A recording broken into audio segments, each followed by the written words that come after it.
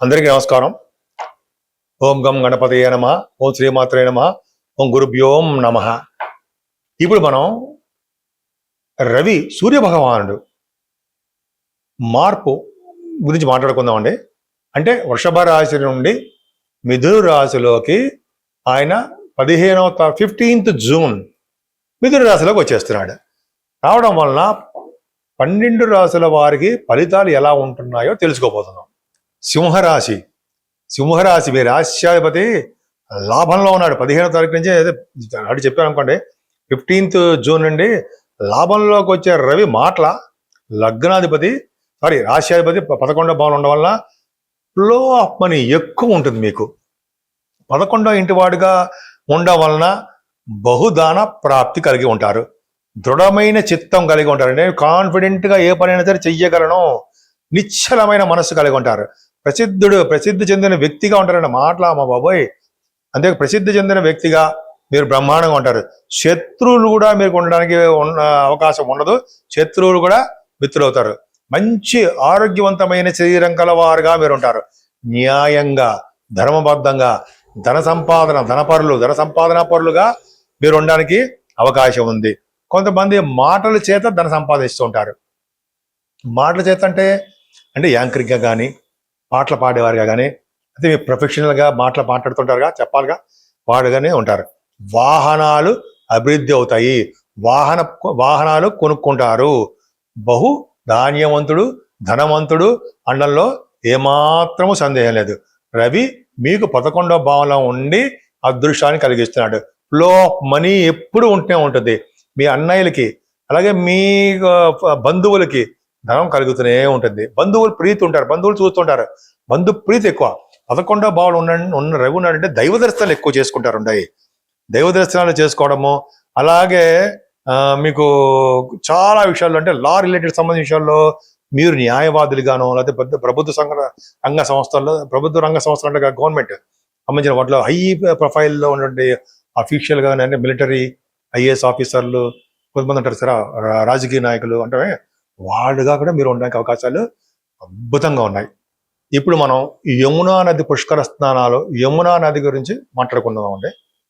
ముఖ్యంగా యమునా నది పుష్కర స్నానాలు చేసే వాళ్ళందరికీ కూడా సూచన ఏంటంటే, యమునా నదిలో స్నానం చేసే ముందర సంకల్పపూర్వకంగా స్నానం చేయడం మర్చిపోకూడదు. అందులోనూ పుష్కరాలు కాబట్టి, మామూలు నది స్నానాలకు వెళ్ళినప్పుడు మనం తప్పకుండా చెప్పుకుంటాం. మనం ఇవన్నీ కూడా పుష్కర స్థానానికి వెళ్తున్నాం కాబట్టి మన సంకల్పం అంటే మనం ఎక్కడ ఉన్నామో, ఏ ప్రాంతంలో ఉన్నామో అని బ్రాహ్మణుడు చెప్తాడు. ఆయన సంకల్పపూర్వక స్నానం చేయడం వలన అధికమైన పుణ్య ఫలం అని శాస్త్రం చెప్తాను. జనరల్గా చాలా మంది ఆడవాళ్ళు కూడా, సుమంగళిలు వాళ్ళందరూ కూడా ఈ టైంలో ఏం చేస్తుంటారంటే, వారందరూ కూడా పుష్కరాల సందర్భంలో ఆ నది అమ్మ తల్లికి వాయినాలు కూడా ఇస్తుంటారండి వాళ్ళు. అంతేకాకుండా అమ్మవారికి మన యమునా అమ్మవారికి చీర, రవిక అదొకటి, గాజులు, అలాగే పసుపు కుంకాలు, ఇవన్నీ కూడా నదిలో వదులుతారు. నదిలో వదలడం వల్ల అమ్మవారికి ఆశీస్సులు పొందుతారు. అంతేకాదండి, ఇదే విధంగా ఈ ఆచారం కూడా కొంతమంది దంపతులు ఉంటారు. ఆ దంపతులకు కూడా మీరు ఈ చీర, రవిక, పసుపు కుంకుమ, గాజులు ఇవన్నీ ఒక 2 దంపతులకి ఇచ్చి వాళ్ళ ఆశీర్వచనం తీసుకోవడం కూడా సర్వశ్రేష్టం. ఇప్పుడు కూడా నది దగ్గర చేయకూడదు దానాలన్నీ కూడా.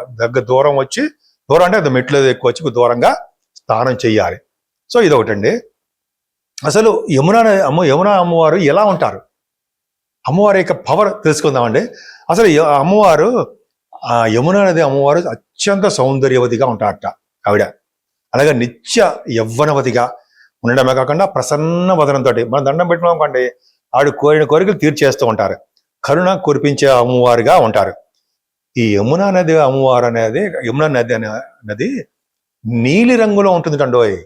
గంగా నది ఒక కలర్లో ఉంటుంది ఆవిడ. ఈవిడేమో యమునా నది నీలి వర్ణంతో ఉంటుంది ఆవిడ. అందుకని నీలి రంగు పట్టు వస్త్రాలతో ధరించి అమ్మవారు కిరీటంతో, అలాగే వడ్డాణంతో, ఆభరణాలతోటి అలంకరించుకొని కళకళ ఆడిపోతూ దివ్య కాంతితో దర్శనాలు ఇస్తూ ఉంటుంది ఆవిడ పై లోకాల్లో. అలాగే అమ్మవారి యొక్క వాహనం తాబేలు కూర్మం అంటాం కదా, తాబేలు అనమాట. సరే, ఈవిడ జనరల్గా ఏంటంటే ఎప్పుడు కూడా భక్తులకి కోరిన కోరికలు తీరుస్తూ ఉంటుంది. అసలు యమునా నది అమ్మవారు యమధర్మరాజుకి సోదరి. యమధర్మరాజు సూర్య భగవానుడు యొక్క దీంట్లో యమధర్మరాజు యొక్క సోదరి అయింది ఆవిడ. సూర్య భగవానుడు, యమధర్మరాజు, శనీశ్వరుడు, మన యమున అని అంటాం కదండి సంతానంలో. యమునా నది ఆవిడ యమధర్మరాజుకి సోదరి కావడం వలన ఈ నదిలో స్నానం చేయడం వలన యమ భయం ఉండదు. యమధర్మరాజు వలన యమధర్మరాజు సంబంధించిన భటులు మన దగ్గర రారు. యమ భయం లేకుండా మోక్షము ప్రసాదిస్తారు అమ్మవారు. సరే, ఈ యమునా నది పుష్కర స్నానాలు చేయడంలో ఎంత అదృష్టం ఉందో అంటే, యమునా నది పుష్కర స్నానం చేయడం వలన యమధర్మరాజు యొక్క ఆశీస్సులు కలిగి యమలోకానికి వెళ్లకుండా మోక్ష లోకానికి వెళ్తామని శాస్త్రం చెబుతోందండి. ఎంత అదృష్టం మనకి. ఈ విధంగా ఉంది. సరే, అసలు దానాలు ఏం చెయ్యాలి అంటే 12 రోజులు ఉంటాయి కదండి, 12 రోజులు పుష్కరాలు కదా. ఏ రోజు ఏ దానం చేస్తే బాగుంటుంది అని రోజుకి ఒక దానం చేయాలని కూడా శాస్త్రం చెప్తోంది. కొన్ని నాకు తెలిసిన విషయాలు, కొంచెం నేను రాసుకున్న విషయాలు, కానీ కొన్ని విషయాలు నేను చెప్తాను. గుర్తుండవు కదా, అన్ని గుర్తుపెట్టేసి టగడగా చెప్పలేము. కాకపోతే ఏంటంటే కొద్దిగా రాసుకోవడము చేస్తుంటాం. యమునా నది పుష్కర స్నానం అయిపోయిన తర్వాత,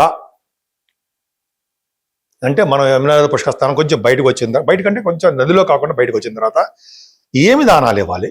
రోజుకో దానం చెప్పారండి. ఆ దానం ఏంటంటే, మొదటి రోజు చేయవలసిన దానము సువర్ణ దానం, రజిత దానము. రజిత దానం వెండి.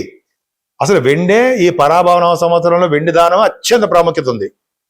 అందున యమునా నది పుష్కర స్థానంలో ఎవరైతే రజిత దానం మొట్టమొదటి రోజుని, అదే తర్వాత ఎప్పుడు మన ఇష్టం దానం చేస్తామో అది చాలా రెట్లు ఫలితాలు ఇస్తాయిట. అలాగే ధాన్య దానము, భూదానాలు చేయవలసి వస్తూ ఉంటుంది. చేస్తే చాలా మంచిది. సరే, రెండో రోజు సెకండ్ డే నాడు ఏమి దానం చేస్తే మంచిది? వస్త్రాలు దానం చేయాలండి. మంచి మంచి బట్టలు, ఓ బ్రాహ్మణుడికి, సద్బ్రాహ్మణుడికి బాగా మంచి బట్టలు, అంటే కట్టుకునే వస్త్రాలు, చిన్న చిన్న తువాళ్ళు అవి కాదు, మంచి వస్త్రదానాలు. లవణం అంటే ఉప్పు అంటే రాళ్ళ ఉప్పు, మంచిదండి. అదృష్ట లక్ష్మీ ప్రసన్నత. ఎవరైతే ఉప్పు దానం చేస్తారో వాళ్ళకి లక్ష్మి వస్తుంది, లక్ష్మీ అంటే ధనం ప్రాప్తి కలుగుతుందట. అలాగే రత్నాలు దానాలు చేస్తారు. మరి మూడో రోజుని బెల్లం. ఇది బాగుంది కదండి, చక్కగా మనం కొనేస్తాం, టగడగా దానం ఇచ్చేస్తాం. బెల్లం, పండ్లు దొరికితే మామిడి పండ్లు, అక్కడ దూరంలో కొంటామా, మనకి రకాల సంబంధించిన పళ్ళు. అలాగే ఇలా ఈ రెండు చెప్పారు. నాలుగో రోజున ఏం చేస్తే బాగుంటుంది దానం? నెయ్యి అంటేనండి ఆవు నెయ్యి, శ్రేష్టమైన నెయ్యి. అలాగే నూనె కూడా చెప్పారండి శాస్త్రంలో. దానివల్ల ఏమవుతుంది, మనకి కీడు రావు. అలాగే పాలు, తేనె దానం చేయాలట. తెలిసింది కదండి. అంటే నాలుగో రోజునే నెయ్యి, నూనె, పాలు, తేనె చేస్తే గాత్రం బ్రహ్మాండంగా ఉంటుందని చెప్పి అనుకుంటాం కదా, తేనె దానం చేయాలి. ఐదో రోజున ధాన్యం చాలా పవర్ ఉండేది. ధాన్యాన్ని కనుక ఎవరైతే దానం చేస్తారో వాళ్ళకి భూములు ఉంటాయిట. శకటం అంటే ఏంటంటే వాహనాల్ని చేయడం. వృషభాన్ని దానం చేయడం. అలాగే నాగలి చేయడం చేస్తే చాలా మంచిది. ఇంకా ఆరో రోజు దానాలు బాగా చెప్పారు. ఔషధాలు దానం చేయాలట. అంటే మందులు, ఎవరికైనా కొంతమంది ఉంటారు కదండి, అంటే మెడిసిన్స్ లేక కొంత బాధపడుతుంటారు, రోగులు అంటాం కదా, వాళ్ళకి మెడిసిన్స్ కొని ఇవ్వడము చేయడం మంచిది. ఇక్కడ అలా కాదు. ఇక్కడ ఏంటంటే ఔషధ సేవ చేయాలి, దానం చేయాలి. మనకి పండితులకు చేస్తున్నాం. పండితులకి ఔషధం, కర్పూరం, పచ్చకర్పూరం, మామూలు కర్పూరం, ముద్ద కర్పూరం, అలాగే చందనం పవర్ఫుల్ ఎక్కువ ఉండవు. చందనం రాస్తే మోక్షం వస్తుందని చెప్పి శాస్త్రాలు చెప్తున్నాయి. కృష్ణుడికి, అమ్మవారికి, లేకపోతే శివుడికి చందనం కృష్ణ భగవానికి ఎక్కువ రాస్తూ ఉంటాం. ఆ చందనం కస్తూరి తిలకం అంటాం కదా, అదొకటి చాలా బ్రహ్మాండం. మరి ఏడో 7వ రోజు గృహాన్ని దానం చేయాలట. అది మన వల్ల కాదనుకోండి, అంటే మన వల్ల ఆ వల్ల గృహం దానం చేయడం. కూర్చునే పీటలు కూడా దానం చేస్తారండి. పీటలు దానం చేయడం వల్ల, అంటే మంచం దానం చేయడం వల్ల వాళ్ళు చాలా వేల సంవత్సరాలు మంచి లోకాల్లో ఉంటారని. ఎవరైతే మంచం దానం చేస్తారో వాళ్ళ భార్య భర్తలు ఏ జనంలో అయినా సరే వాళ్ళు కలిసే ఉంటారట, విడిపోరు. అదొకటి శాస్త్రం చెప్తుందండి. ఇక్కడికి చెప్పారు, కూర్చునే పీట, మంచం ఇస్తే చాలా మంచిది 7వ రోజుని. అలాగే 8వ రోజు చందనం, మళ్ళీ చెప్పారు చందనం. అలాగే కందమూలాలు, పుష్పమాలలు ఉండోయి, పుష్పమాలలు కూడా దానం చేయాలి. మరి 9వ రోజు దాసదాసీ జనాలుగా మన వల్ల కాదుకోండి, కొంతమంది పూర్వగా చెప్పేవారు కన్యాదానం, కంబళి కూడా చేస్తారండి. అంబలి తాగడం, కంబళి ఇవ్వడం జనాలకి. అంబలి అంటే వేరే అనుకోకండి, అంబలి అంటే మనం పొద్దున పొడి చేస్తాం, బలానికి చేస్తుంటాం, అదొకటి. ఆ కంబళి దానం చేసిన వాళ్ళకి అది కూడా అనురాధ నక్షత్రంలో కంబళి దానము, ఫ్రూట్స్, అలాగే వస్త్రదానాలు చేసిన బియ్యం దానం చేసిన వాళ్ళు అనురాధ నక్షత్రం ఉన్న వారికి ఆ రోజు చేస్తే అది 100 యుగాల పాటు స్వర్గలోకంలో ఉంటారట. నేను చెప్పింది కదా, ఒక మ్యాగజైన్లో చదివానండి, అది కట్ చేసి ఉంచుకున్నా, కట్ చేయడం పేపర్.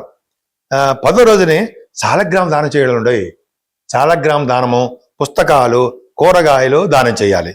అలాగే 11వ రోజుని మాత్రం ఏనుగుట, మన వల్ల కాదు, ఏనుగు బొమ్మ అది అంటాం కదా, అది చేయాలి. 12వ రోజు నువ్వులు, నల్ల నువ్వులు, తిలదానం అంటాం కదా, దానం చేయాలి. ఇలా దానం చేయడం వల్ల పుణ్యలోకాల్లో ఉంటాము. ఇలా చేయడం వల్ల ప్రేమ, ఆదరణ అన్నీ కలుగుతాయి. మనకి భగవంతుడు ఏ రోజు చేయాలో చెప్పాడు, కానీ మనకి భగవంతుడి దయ వల్ల మనం ఏ రోజు వెళ్ళినా మనకి మనస్సంకల్పం ప్రకారము ఏ దానం ఇవ్వాలనిపిస్తే ఆ దానం ఇవ్వకుండా రాకండి. అరే ఈరోజు చెప్పలేదు దానాలు, ఇది లేదు నేను ఇవ్వను కానీ వచ్చేకూడదమ్మా. మన దగ్గర ఏది విధంగా ఉంటే ఆ విధంగా దానాలు ఇవ్వాల్సిందే. పైగా యమున నది పుష్కర స్థానం, యమధర్మరాజు యొక్క సోదరిమణి, ఆవిడ మన కోసం రికమెండ్ చేస్తారు మనల్ని. మన వాళ్ళు నా శిష్యుడిని, నా భక్తుడిని మంచి లోకాలకు పంపించు అని, భక్తి మార్గాలను నడిపించాను సార్ ఆవిడ. సో ఈ విధంగా ఉందండి. మనం స్నానాలు చేద్దాం, భగవంతుడి దేవల్ల యమధర్మరాజు యొక్క ఆశీస్సులు పొందుదాం, విష్ణు యొక్క దర్శనం ఆయన యొక్క ఆశీస్సులు పొందాం. అందరూ సుఖంగా ఉందాం. ఈ స్నానాలు చేయడం వలన ముక్తి కూడా లభించడానికి అవకాశాలు ఉన్నాయి, ముక్తి లభిస్తుంది.